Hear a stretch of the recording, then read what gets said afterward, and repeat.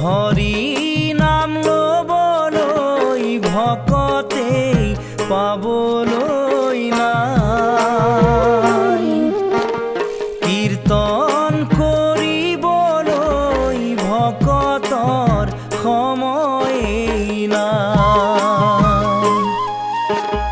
হৰি নাম লবলৈ ভকতে পাবলৈ নাই, কীৰ্তন কৰিবলৈ ভকতৰ সময়েই নাই। ভকত বৎসল